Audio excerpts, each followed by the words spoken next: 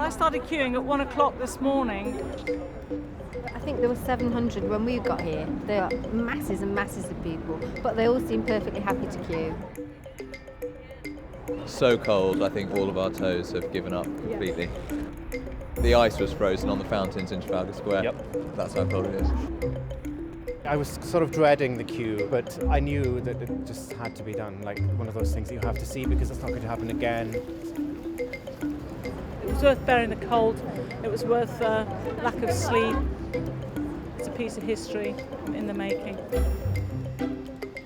There are a lot of people who go to exhibitions like this almost as a sort of pilgrimage to make contact with a genius from the past.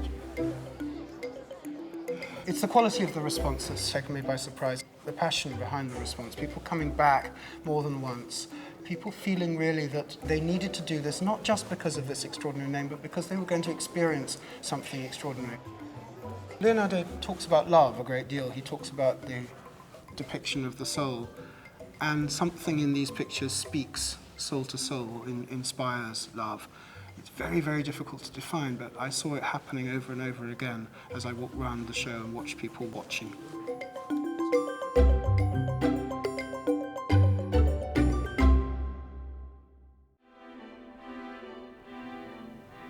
It's the end of a journey that started with conversations 5 years ago. It's been a long process, and a process, I suppose, of learning all the way through. For us, over the last 3 months, living with these works together in one space, we have learned a great deal. There's a magic that all of a sudden happens when works start talking to each other. One of the highlights of the exhibition was the juxtaposition of the two versions of the Virgin of the Rocks, and we're very fortunate because until a few months before the exhibition we didn't know that we would have the Louvre version here in London. It's really hard to convey how special the moment was when we had the two pictures in the gallery space. As far as we can surmise, we had an opportunity to see these two pictures together that even Leonardo didn't have. It was interesting to see the similarities and the differences. That's the kind of core of it, because you see most of a painterly career in terms of evolution of how you apply paint, how you think about color, how you handle light. But here you have that within the composition that's relatively identical. As you are able to look underneath paint layers and things, obviously there are new things to discover, and so much has come out in the course of doing this exhibition. Before this exhibition and before these studies were undertaken, quite little was known about the actual way in which Leonardo painted, and now we know a great deal more. We know that there were 2 phases of drawing on this picture. In fact, it went through a radical transformation from an earlier design to the design that you now see. And we also know a great deal about the materials, for example, the pigments he used. So we can provide a very complete description of how this work of art was created. And I think we have also learned a great deal about how he was working with his workshop, how he collaborated with his students. For example, the best one, Giovanni Antonio Boltraffio, who was really the most skillful follower and pupil of the Leonardo during his first period in Milan. Actually, is a little bit a rediscovery in the show. Now many people know something more about this great painter from Milan. One painting there where the consensus is beginning to emerge that Leonardo had the basic idea. Leonardo made perhaps 1 or 2 drawings.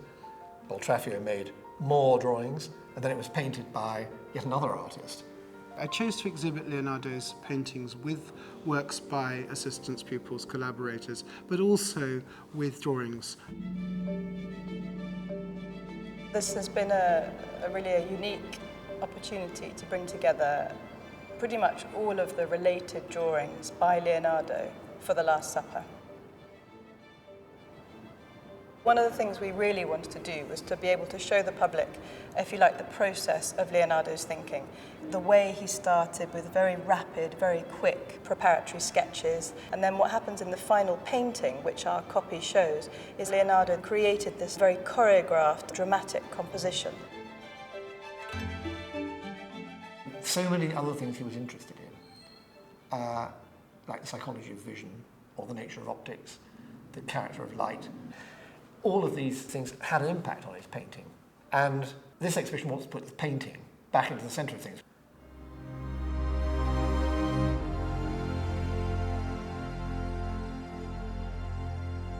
Now, the Salvator Mundi has been an important discovery. I think is an important point of this exhibition, in the sense that finding a new Leonardo is not something that you can do every day.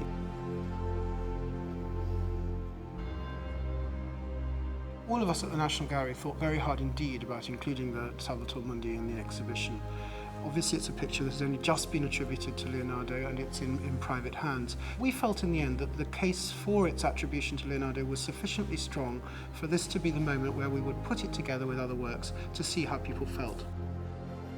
That one's pretty incredible, to see that, you know, and know that unlike the others that have been in museums and in collections and people have seen for, you know, hundreds of years, this one was thought lost and it's only now being seen. That's a pretty neat feeling.